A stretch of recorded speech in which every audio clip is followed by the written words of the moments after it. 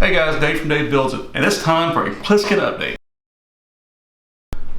So I was planning to give you guys an update on Pliskin right after the new year and share some of the things I had learned in the 3 months that I had him at the time. Except in early January, we were presented with the opportunity to relocate to Pensacola. And as you can probably tell by the sunburn, we took that opportunity. Unfortunately, the new year also brought with it a plague, job market crash, record unemployment, housing market crash. Well, you know the rest. So we've been a bit preoccupied with life. Now that we're settling into our new lives in Pensacola, I thought it would be a great time to give you an update on snake Pliskin. Mostly because my Pliskin videos bring me the most subs and views. And speaking of subs, if you want to see more Pliskin videos, project videos, or me just bitching and ranting, be sure to subscribe to the channel. So before I get started, this is my new office / studio. You see the cats have free roam in here. This is their hangout, and they spend all day in here, especially if I'm working. You also see that I have a litter box in here. I wanted the litter box in the bathroom. My wife wanted the litter box in my office. So we compromised and put the litter box in my office. So I've always been fascinated by snakes. I practically grew up on a South Georgia plantation with pretty much every snake imaginable that's native to Georgia.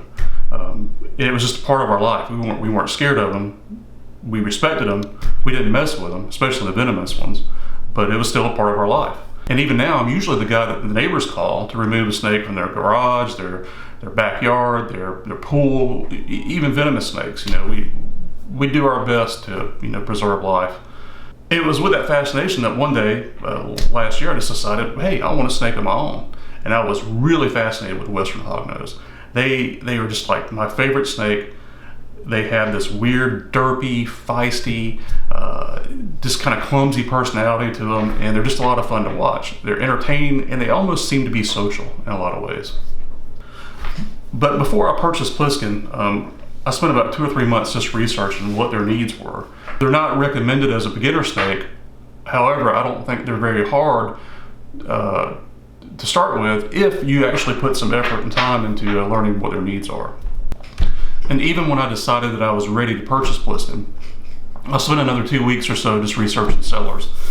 And I get asked a lot where I got Pliskin from, and I purchased Pliskin from Snakes at Sunset. For me, it was a flawless experience. I have no complaints whatsoever. I recommend that you do your own research and make the best decision for you and your snake. So this is not a comprehensive care guide on the Western Hognose. There are plenty of experts out there that know way more about it than me. I just want to share with you some of the things I learned over the last 7 months and hopefully help you avoid making the same mistakes I made. And one of those mistakes was really bad. I'm going to save it for last.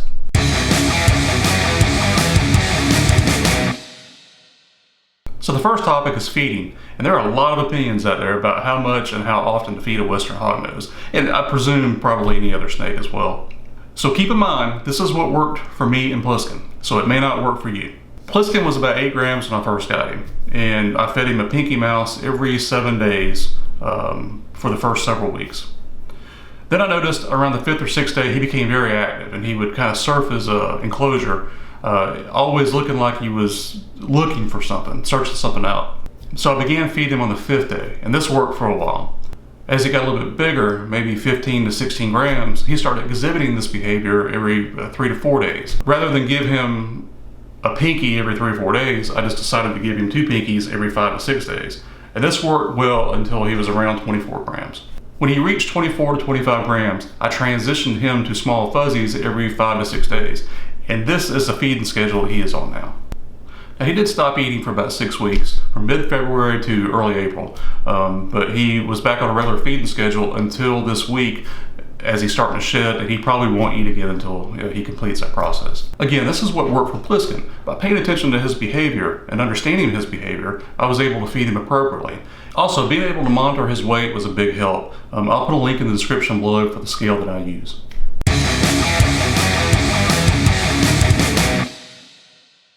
So it's recommended that the Western Hognose's humidity range between 30 and 50%. Albany, Georgia is basically Satan's ass crack, and that's almost impossible. Using a heat mat and a being-linked thermostat, I could not maintain humidity below 50%. Sometimes it was edged up around 60%. So I asked around. I went to the experts on YouTube, searched Google, I went to the pet stores, and really couldn't find a definitive answer. Then one day, just in a casual conversation with my stepson, Stephen, who also has snakes, he was having a hard time keeping his humidity high enough for his snakes, whereas I had a hard time keeping it low enough. It turned out Stephen was using ceramic heat lamps. So I figured, what the hell, I'll give it a shot. So I picked one up, I connected it to my VN-Link thermostat, I set the heat lamp in the front left quadrant of the enclosure, and it turned out to be a perfect solution. It actually created a humidity gradient that ranges from 30% on the hot side to 50% on the cool side. And on occasion, it can go up a little bit above 50%, especially if my cat is laying up on top of the screen blocking airflow. But for the most part, it works well. To keep in mind, we were living in Southwest Georgia at the time. Now that we're living in Pensacola, which is basically lower Alabama, it's still just as humid, so it still applies. If you live in a drier climate, the heat lamp might not be the correct solution for you.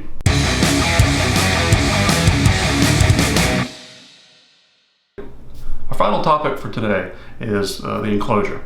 So I mentioned earlier in the video that I made a big mistake, and this mistake actually almost ended in tragedy. One evening I walked in my office and I looked at the enclosure, and Pliskin was hanging by his tail on a thermostat cord outside of his enclosure, about 4 feet off the ground. Not only could that fall have been fatal, we also have cats. So he was very fortunate that he didn't end up going to snake heaven, if there is such a place. Turns out that the first enclosure I had, it was a 10-gallon tank, it had the slide-in screen. So you ran the wires down the tank and then you pushed the screen back, and there was little slots for the wires to rest in. But it was still all in the snake's environment.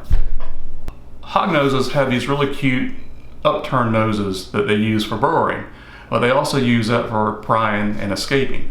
So Pliskin used his cute little upturned nose to pry that screen back just far enough he was able to get his fat little body out of the enclosure. And here's a little video of him trying to do just that.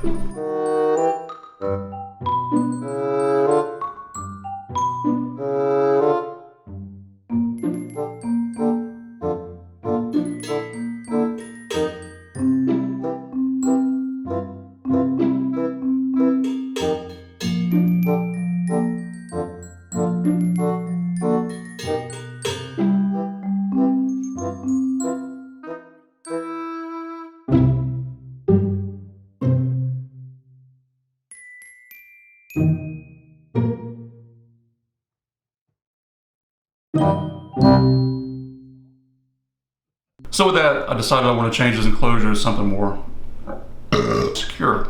And I went with the 18 by 18 by 12 Hagen Exoterra enclosure. My favorite thing about this enclosure is the front access doors. They lock securely, but they also make it a lot easier to feed Pliskin, to water Pliskin, to spot clean, or to entirely clean his enclosure. And you don't have to take the screen off every time, having to remove the thermostat or the cat. And not having to remove the screen makes it less likely for you to make a mistake and not secure it. So the screen also secures top down with 4 tabs. The wire management is separate from the screen, so there's really no way for Pliskin to escape through the wire management.